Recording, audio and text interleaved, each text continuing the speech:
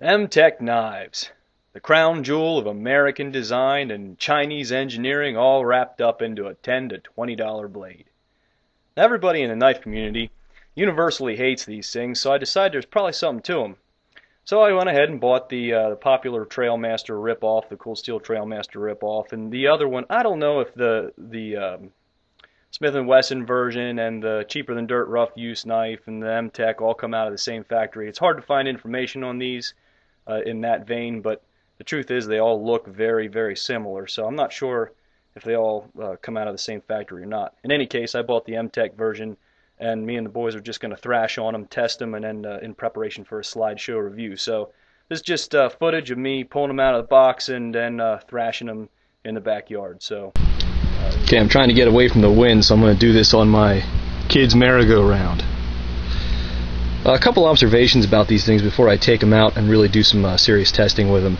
The Cold Steel Trailmaster knockoff here has pretty good fit and finish, actually very nice fit and finish, even blade coating, everything looks good, except when you look at the overall knife closely, you start noticing some imperfections that wouldn't cut it on a more expensive blade. I don't know if you can tell or not, but the actual blade stock is crooked. It's bent. It's out by a couple degrees. I put a straight edge on either side. When I was looking at the swedge, I noticed a dip in the swedge, and it's small. It's not that big a deal, but it isn't straight. And then I started holding the blade up, and I thought, what? I looked at it a little closer. Here it's a few degrees. If you put a straight edge on this side and then flip it over to the other side of the steel stock, you'll notice that the edge is out. It's curved. So it takes a keen eye to see it, but that's just an observation I made. So if I thump on it and I noticed after I'm done that the blade is out of straight, it's not straight edge, then I'll know that that was that way from the start. So that's a quick observation. The finish on this is actually pretty nice, the black coating. This over here, I don't know what this is. I don't know what this is a copy of. I know Mtech's notorious for that. That's why a lot of guys don't like them to start with. But it looks like it's almost a baked-on enamel style finish. But this stock's actually pretty straight. The overall fit and finish is pretty good, but you can just tell the materials aren't up to where. I mean, this is plastic. This is a rubbery plastic, but it's actually, you can see where it came out of the die there, or the whatever you want to call it, where they injected the handle in. It would definitely be a second coming out of any other reputable knife manufacturer.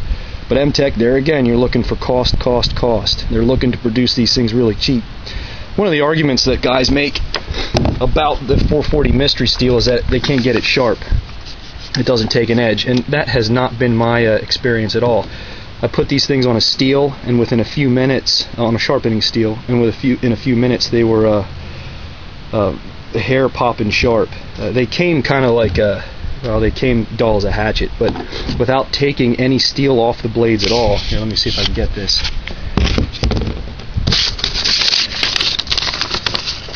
They cut paper no problem, and they shave hair no problem. They're very sharp, and I didn't have to remove any steel to do it. So the edge must have just been pushed over during production. The edges are fine. So I'm not trying to discredit anybody. If somebody couldn't put an edge on theirs, that's very possible. But these two examples that I got actually are pretty good as far as being able to get an edge on them. It hasn't been my experience that I couldn't get an edge on them. So they're really sharp. I'm ready to take them out. I'm going to really wail on them, see if the finish holds up, see if the edge holds up, and then I'm going to do a slideshow review.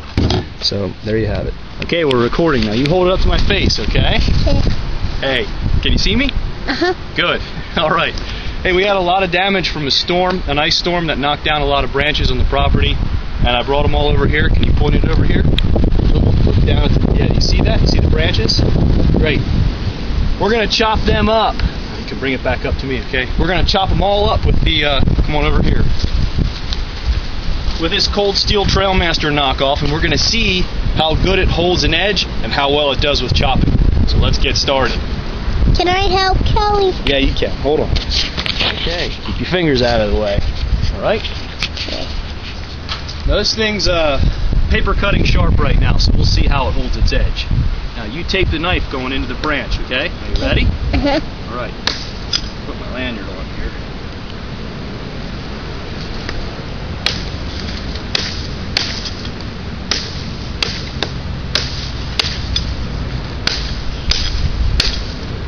So far, so good.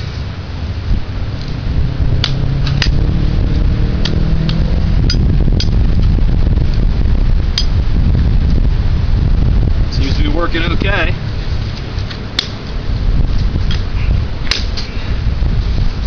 What we're doing here is we're just chopping these down so we can burn them up.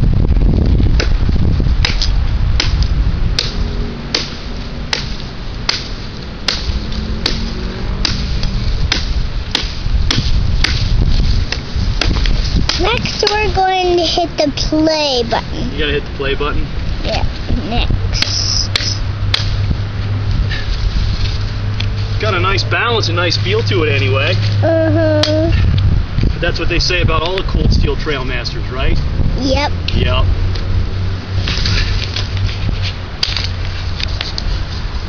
It's a little lighter than 1095 or SK5 blades in my experience. Doesn't seem like the blade has the density that the carbon steel knives do. This is a 440 mystery steel, but it has enough reach and size that you can really get some good swings in on it. So it seems to be working okay so far.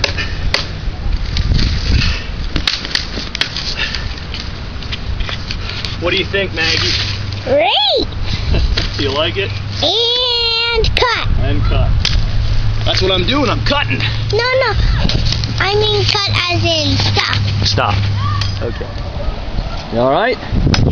Scared me. Keep going. Make sure you throw it straight into it. You don't want to have the blade hit and do a glancing blow and run into your leg. Yeah, that was bad. I've had that happen before. Dad, you had that happen before? No. Aiden stabbed himself, remember? Oh, yeah.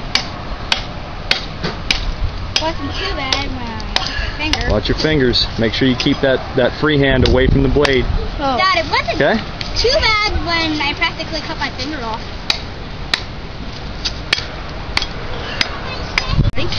Yep, go ahead. Tell me what you think. Kind of hard to get in this wood with it, but this is probably a knife for bigger people. Yeah, more of a dad knife, but handle big enough for both of your hands? Don't chop with your hand on the lower there. Yeah. Is it big enough for both of your hands? Yeah. Okay. I mean, yeah, pretty much.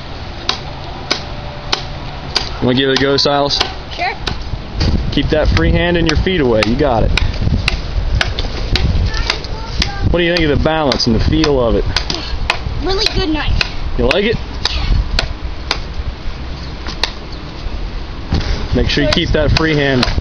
Just pause a second. Hold on. We haven't seen too many knives. Okay. Alright, the Cold Steel Trailmaster Mtech knockoff version fared pretty well. It's pretty dull. I'm going to go in and cut some paper with it and see if it'll even try it anymore. Finish did pretty good, and yeah, I'll talk more about it in the review then. But that fared okay. I drove the tip into a tree and tried to, I pushed hard, tried to do some tip work with it, and the tip's intact.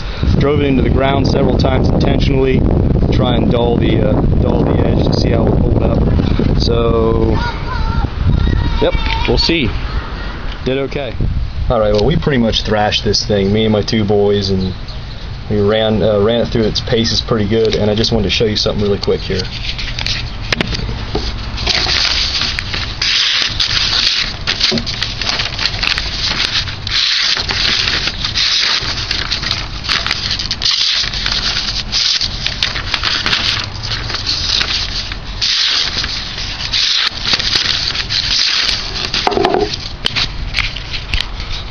Definitely wasn't sharp as it was, but it did pretty good.